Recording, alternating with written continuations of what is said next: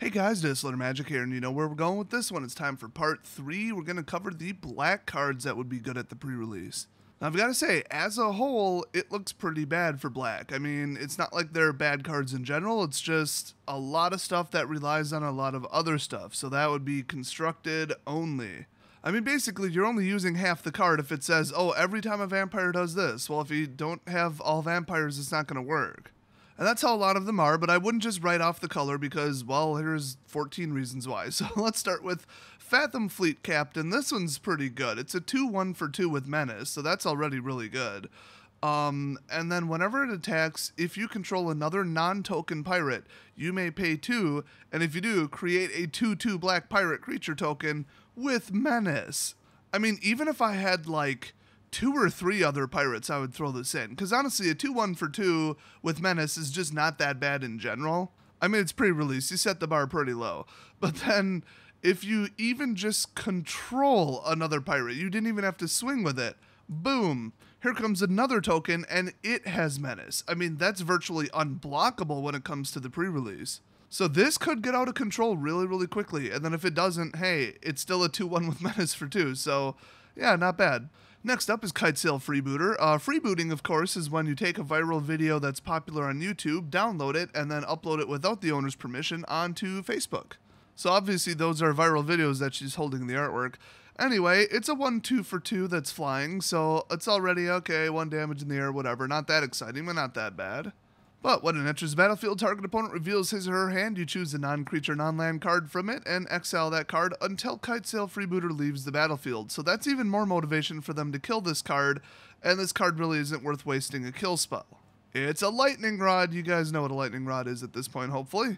And I'm sure you put 2 and 2 together. You can steal one of their removal spells with this. In fact, you could probably steal their only removal spell. So you could go get a board wipe, I mean, just anything. Now, it is non-creature. I don't like that. I'd rather get rid of one of their bigger creatures, but, I mean, non-creature spells are pretty scary, too.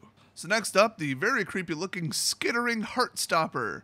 So it's just straight up a 1-2 for 2. That's pretty nice. But then also, if you pay 1 black at any time, it gains Death Touch. So yeah, you could use this to chump block or take out something huge. You can hit early game, drop it turn 1.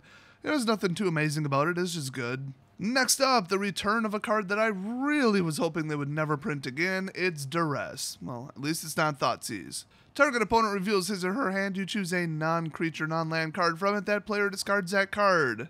Once again, I would much rather go for one of their better creatures, like something that will stop me from attacking for 5 turns. But, you know, if they have a multi-boost ambush spell or some kind of kill spell board wipe, yeah, I'd want to get rid of that too. Oh, and unlike the Freebooter, they don't get the card back, and it only costs 1. So, yeah, I mean, it's a decent include. It's not the best card to put in your deck because it doesn't, you know, win you the game. It just stops them from maybe winning the game. Very situational, but if it works, it works. So, you know, I'd throw it in if there's room. Next up, Contract Killing. It does cost 5, which is disappointing. It's also a sorcery, so honestly, this card is just crap, but removal is removal. I mean, removal, just put it in your deck. I mean, that's all I can say about removal. It's very important. It usually just comes down to creature versus creature and who can swing and who can't, and there's not much more past that. So destroy target creature, straight up, no restriction, and then create 2 treasure tokens. So you get a little ramp after the fact, which is cool.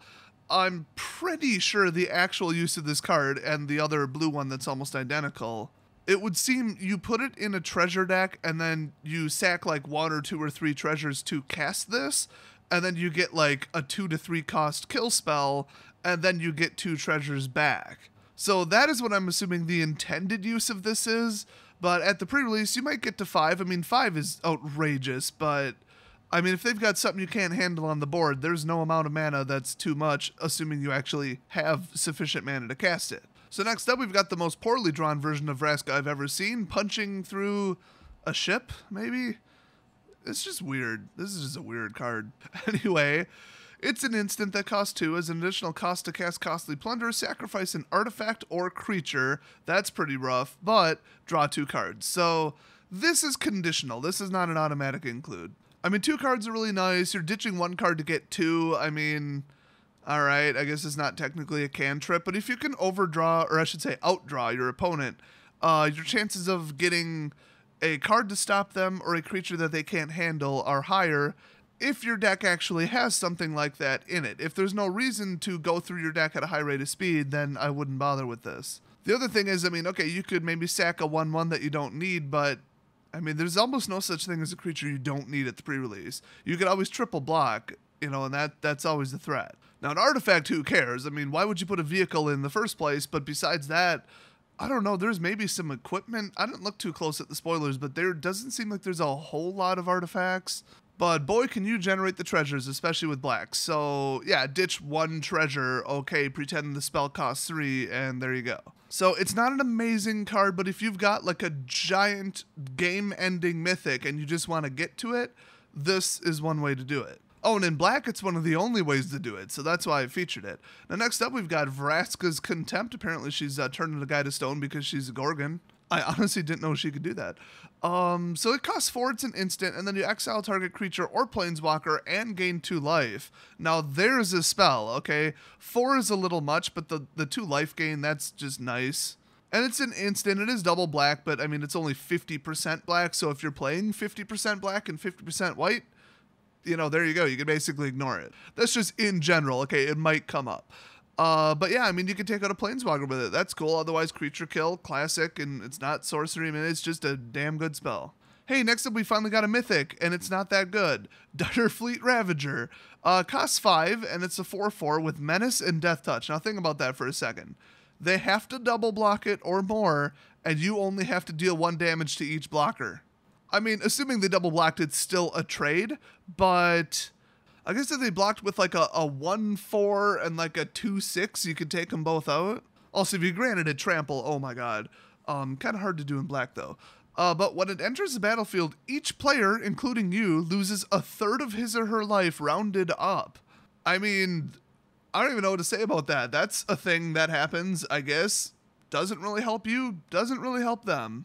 I will say, though, if you already have a superior board state, then this would probably help you the most. Although if you have 20 and they have 10, you're losing more life. But if you just need them to have a lower life total because now this is out and you're probably going to swing with it once and win, okay, then yeah, chip away a little bit. It's like a free hit. So I don't love this. I mean, it's not that good of a card, but I don't know. Menace Death Touch, 4 damage, whatever. Next up, a card that's finally actually just plain good. Vicious Conquistador. By the way, I was joking when I said I hope the Spanish show up. There's the Spanish, apparently. Yeah, you know what that means. There's Spain in the plane. Anyway, he's a 1/2 for 1, and whenever he attacks, each opponent loses 1 life. And he's a vampire. So he's basically a 2/2 for 1 with 50% trample, I guess you could say. Because before they even declare blockers, they've lost a life. So honestly, it's like a flicked. I mean, this is just a really, really, really good card. Next up, we've got Heartless Pillage. Target opponent discards 2 cards, and raid. If you attack with a creature this turn, you create a treasure token. So it's a sorcery, but, you know, honestly, forcing them to discard 2 cards at almost any point in the game would be pretty good. If it was literally turn 3 and they only took their turn 2, they might have 2 cards that they don't care about.